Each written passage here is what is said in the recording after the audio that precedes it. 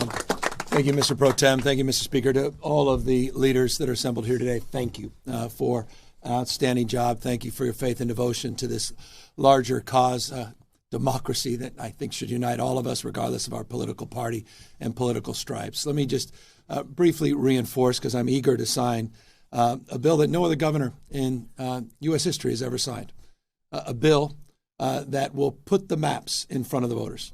We'll be the first state in U.S. history to, in the most democratic way, submit to the people of our state the ability to determine their own maps. That simply has not been done. But I want to first just briefly back up and pick up a little bit on what the Speaker and the Pro Tem said, and just remind everybody what they reminded you that need to be reminded, all of us again, of how we got here. We got here because the President of the United States is struggling. We got here because the President of the United States is one of the most unpopular presidents in U.S. history. We got here because he recognizes that he will lose the election. Congress will go back into the hands of the Democratic Party next November.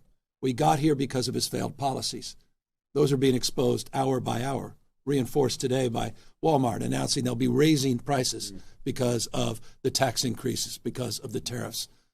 Reminded every day by a slowing economy, growing mistrust, distrust all across this nation. Across the board, he is failing. He recognized that, and that's why he made a phone call to Greg Abbott, asking for 5 seats. Can't win by playing by traditional sets of rules. He plays by no rules. I remind you all the time, it's not the rule of law, it's the rule of dawn. And we're standing up to that. We're responding to that. They fired the first shot, Texas. We wouldn't be here had Texas not done what they just did. Donald Trump didn't do what he just did. He went so far as to follow up and say that he didn't just want those 5 seats. He said he's, quote unquote, entitled to those 5 seats. Just pause and reflect on that.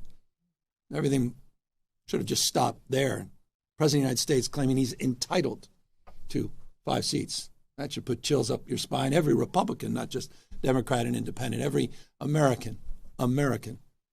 Those enduring values that we celebrate, just celebrated 249 years, the best of the Roman Republic, Greek democracy, the rule of law, co-equal branches of government, popular sovereignty.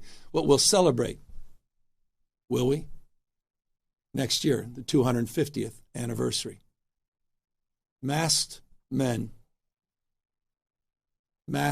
at the site of the Japanese that were interned and bussed in Little Tokyo last week in Los Angeles were sent right there in front of the Democracy Center as we kicked off this effort.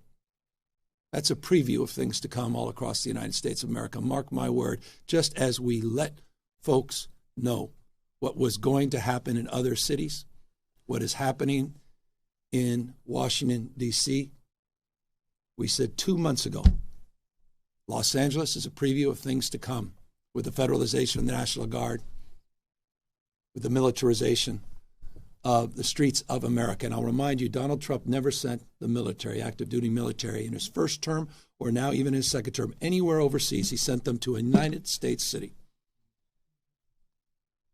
They remain federalized National Guard, interestingly, through Election Day. $175 billion in the bill that was just signed to reinforce the ranks of ICE, Homeland Security, for what is increasingly becoming self-evident to anyone with eyes wide open and any level of objectivity, a private army for Donald Trump. Owing an oath only to him, not the Constitution of the United States. You just heard from the Speaker that vote-in-mail ballots are being threatened by the President of the United States. 80% of Californians, no coincidence, 80% submitted their ballots in the last election, 86% in 2022, 88% in 2020. He's trying to rig the election.